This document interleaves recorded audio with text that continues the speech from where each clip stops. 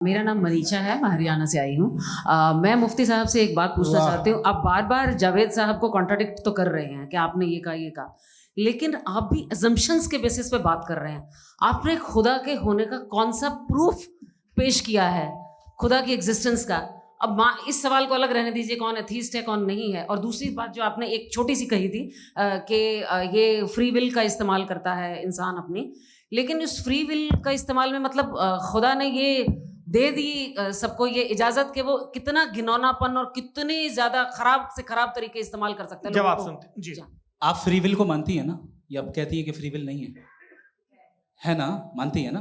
तो अब आपके पास इसका कोई एक्सप्लेनेशन नहीं है कि अगर एक इंसान उस फ्री विल का इस्तेमाल करके गलत काम कर रहा है और बच के अच्छी जिंदगी गुजार के निकल जा रहा है, उसका कोई रिकम्पेंस नहीं है।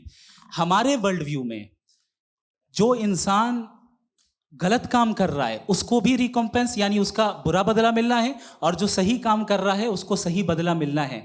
लिहाजा जो फ्री विल है वो इस तरीके से है कि एक लिमिटेड टाइम तक खुदा ने मोहलत दी। ऐसा नहीं कि छूट दे दी, जो करना है करते रहो हमेशा।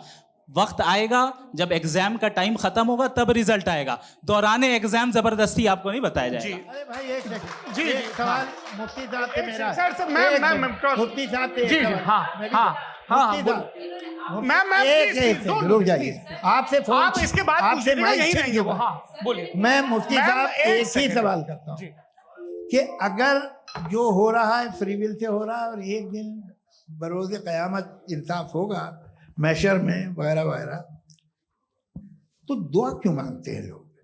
दुआ मांगते हैं इसके मतलब है अभी भी उसने ये डिपार्टमेंट रखा है कि मैं रोजमर्रा की जिंदगी में बिल्कुल इंटरफेयर कर सकता हूं। He can. तो तुम कैन हो, तुम मुझे नौकरी दिला देते हो, मेरे बेटे को ग्रीन कार्ड दिला देते हो, और 45,000 बच्चे मरते हो उन्हें रोकते नहीं हो। नहीं तो क्या आप ये कह रहे हैं कि इस दुनिया में जालिमों को कभी पकड़ ही नहीं होती है? अरे जो भी पकड़ होगी वो बच्चे रोते हैं। बिल्कुल, देखिए मैंने अपने ओपनिंग बच्चे स्टेटमेंट में यही कहा था कि जनाब जावेद साहब सिर्फ emotional argument, this is an emotional argument.